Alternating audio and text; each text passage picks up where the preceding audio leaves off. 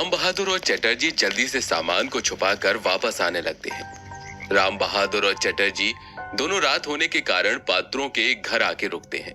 खाना खाने के बाद पात्रों उनको गांव में घटी कुछ सच्ची घटनाओं के बारे में बताता है, जिसमें से एक घटना की कहानी ने राम बहादुर और चटर्जी के मन में भी कहीं ना कहीं डर पैदा कर दिया। ये वाकया खुद पात्रों के साथ घटित हुआ था। साहब, बात 6 महीने पुरानी है। एक दिन मुझे अपनी चाय की दुकान बंद करने में थोड़ी देरी हो गई, क्योंकि सर्दियों के दिन थे, तो अंधेरा भी जल्दी हो गया था।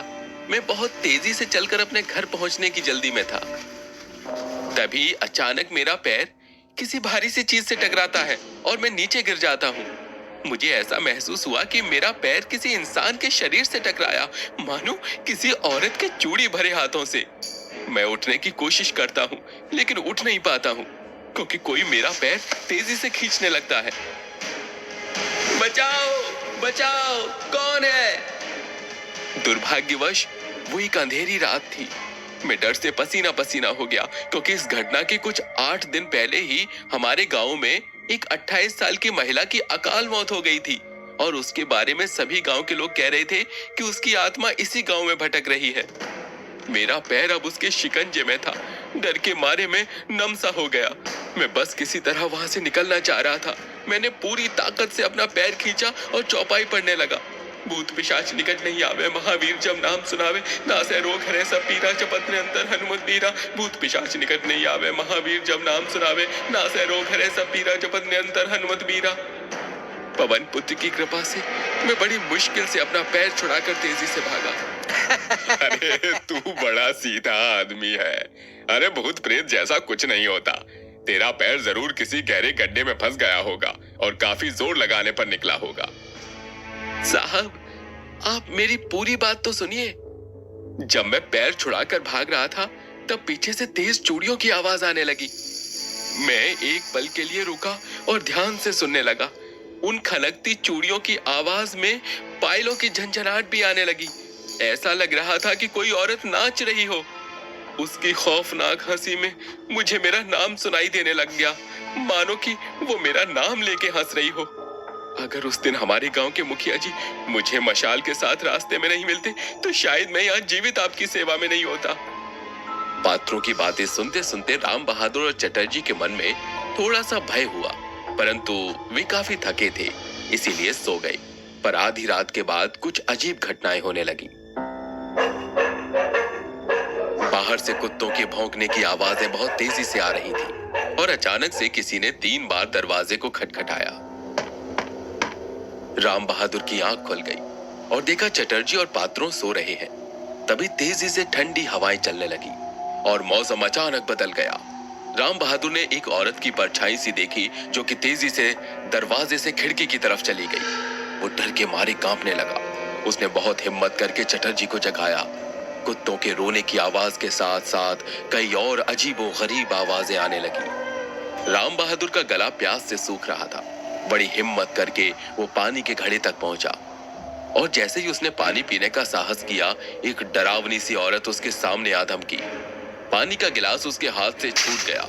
उसके बाद उसे कुछ याद न रहा। जब वो होश में आता है तो अपने आप को बिस्तर पर पाता है। उसके अगल बगल पात्रों और चटर्जी बैठे हुए थे। प्रेत आत्मा मेरे घर आ चुकी है साहब। मैं आपसे कह रहा था कि वहां उस मैदान में भूत प्रेत का वास है, परंतु आप नहीं माने। जरूर वहीं से कोई प्रेत आत्मा आपका पीछा करते हुए यहाँ तक आ गई है। मैं कह रहा था ना साहब, आप इनका मजाक ना बनाओ। वो नाराज होंगी तो हमला जरूर करेंगी, पर आप नहीं माने। राम बहादुर बहुत डरा हुआ था, और कहीं ना कहीं कल रात घटी घटना से वो अब तक इस बात पर भरोसा कर चुका था कि भूत प्रेत होते हैं, और अपने हाथ पर बने एक औरत के नाखून के निशानों को बार बार देख रहा था। वो वाकई बहुत डरावनी रात थी। राम बहादुर को सोचता देख चटर्जी कहता है, तुम पानी पीने गए होगे रसोई में। हमें आपकी तेजी से चिल्लाने की आवाज आई। जब तक हम पहुंचे, आप वहां पर हमें बेहोश पड़े मिले। राम बहादुर चटर्जी और पात्रों को कुछ बताने ही वाला था कि तब तक पात्रों चाय बनाकर ले आया और कहता है, साहब ठंड बहुत है, आप दोनों चाय पी लें। और साहब, मैं आपके लिए हल्दी का लेप लाया हूँ। इसे आप अपने हाथ की खरोंच पर लगा लो, दर्द में काफी आराम मिलेगा।